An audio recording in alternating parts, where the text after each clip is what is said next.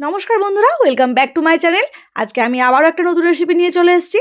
রেসিপিটি ভালো লাগলে অবশ্যই চ্যানেলটিকে লাইক শেয়ার কমেন্ট করবেন এবং আমার চ্যানেলে যে সকল নতুন বন্ধু রয়েছেন চ্যানেলটিকে সাবস্ক্রাইব করার অনেক অনেক অনুরোধ রইল।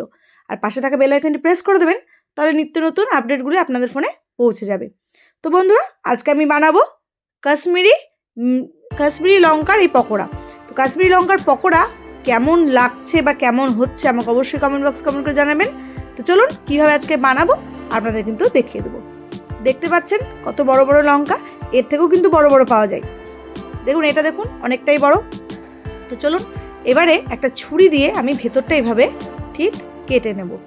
এবার ভেতরে যে বিছনগুলো রয়েছে, লঙ্কার যে বিছন, সেগুলো কিন্তু আমি ফেলে দেবো।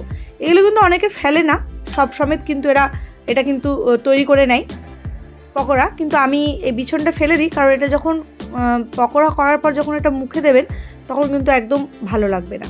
তো দেখুন এইভাবে পরিষ্কার করে নিচ্ছি। কড়াইয়ে দিয়ে দিলাম সাদা তেল।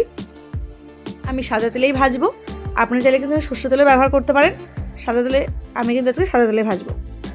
তো এবারে ব্যাটার তৈরি করে নিচ্ছি। এখানে এক বাটি বেসন নিয়ে নিয়েছি, দেখতেই পাচ্ছেন। এবার এখানে দিয়ে দেবো চালের গুঁড়ো।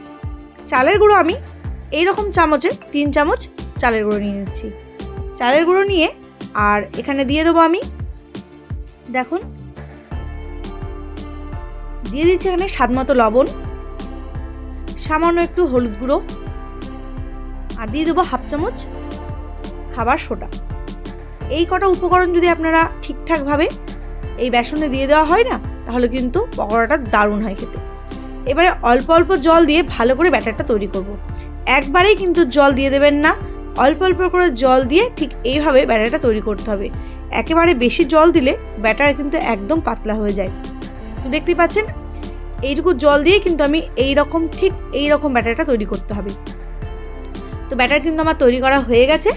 এবারে চলুন লঙ্কাটা নিয়ে আসি। দেখুন লঙ্কা নিয়ে নিয়েছি। লঙ্কাটা ঠিক এইভাবে ব্যাটারে এইভাবে ডুবিয়ে ডুবিয়ে বেসনটা ভালো করে লঙ্কার গায়ে লাগিয়ে নিলাম, দেখতেই পাচ্ছেন। এবার তেল গরম হয়ে গেছে, দিয়ে দিচ্ছি লঙ্কা। তো দেখুন তেলের উপরে দিয়ে দিলাম লঙ্কাটা। আর মাঝখানে বন্ধুরা ফাটিয়ে নেওয়ার কারণে একদম কিন্তু লঙ্কা ফুটে উঠবে না। অনেক সময় হয় কি, গোটা লঙ্কা দিলে একদম তেলের ওপর থেকে কিন্তু ফুটে ওঠে। তো এই জন্য মাঝখান থেকে ফাটিয়ে দিলে একদম ফুটবে না। দেখতে পাচ্ছেন একদিকটা হয়ে গেছে, আমি উল্টে নিলাম আরও একদিকটা।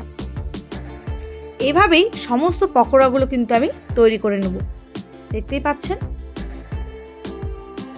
লো টু মিডিয়াম ফ্লেমে পকোড়াটা তৈরি করতে হবে, তাহলে লঙ্কাগুলো খুব ভালো মতো কিন্তু সেদ্ধ হয়ে যাবে।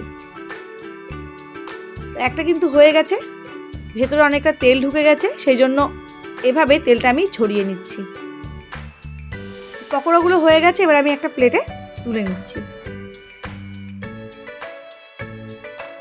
দেখুন, তো প্লেটে কিন্তু তুলে নিলাম। আমি আরও একটা লঙ্কা ঠিক এভাবেই বেসনে ভালো করে ডুবিয়ে নেব, তারপরে এটা তেলে ছেড়ে দেবো। তো দেখুন তেলে ছেড়ে দিচ্ছি।